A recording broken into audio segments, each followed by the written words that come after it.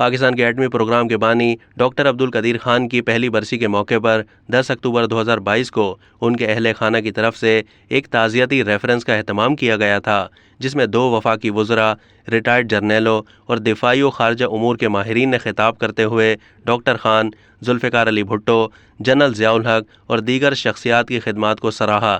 لیکن حیران کن بات یہ تھی کہ دانستہ یا نادانستہ طور پر مقررین نے بھارت کے 5 دھماکوں کے مقابلے میں 6 دھماکے کر کے پاکستان کو ایٹمی کلب کا رکن بنانے والے سیاستدان میاں نواز شریف کو بھلا دیا، جنہوں نے امریکی صدر بل کلنٹن کی طرف سے ایٹمی دھماکے نہ کرنے کی صورت میں $5 ارب کی پیشکش مسترد کر دی تھی۔ بھارت میں ڈاکٹر عبدالکلام کی وفات کے بعد بھارتی وزیر اعظم نریندر مودی نے ان کی میت کے قدم چومے۔ اس سے پڑوسی ملک میں قوم کے محسن کی قدر و منزلت کا اندازہ لگایا جا سکتا ہے۔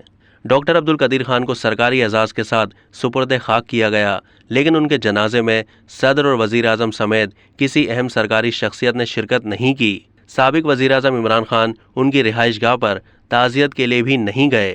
البتہ عوام نے ڈاکٹر عبدالقدیر خان کو جس عقیدت سے رخصت کیا، اس سے ان پر 20 سال قبل لگائے گئے تمام الزامات دھل گئے۔ امریکہ نے ایران اور لیبیا کے ایٹمی پروگرام کو رول بیک کرنے کے لیے کارروائی شروع کی تو پرویز مشرف نے اپنے آپ کو بچانے کے لیے ایران اور لیبیا کو نیوکلیئر ٹیکنالوجی دینے کا الزام ڈاکٹر عبدالقدیر خان پر ڈال دیا۔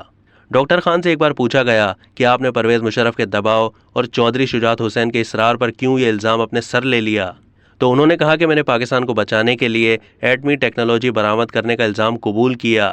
مجھے کہا گیا کہ میں اگر اس الزام کو قبول نہ کرتا تو پاکستان کی مشکلات میں اضافہ ہو جاتا۔ انہوں نے ایک ہی جملے میں ساری حقیقت بیان کر دی۔ میں تو ایک سرکاری ملازم تھا، مجھے اوپر سے جو حکم ملا اس پر عمل درآمد کر دیا، اس کے سوا میرا کوئی رول نہیں تھا۔ کیا بھلا میں سینیٹری فیوج مشینیں اٹھا کر دنیا میں فروخت کر سکتا تھا؟ اب تک کے لیے اتنا ہی۔ مزید معلومات کے لیے ڈیلی جنگ کے یوٹیوب چینل کو سبسکرائب کیجیے۔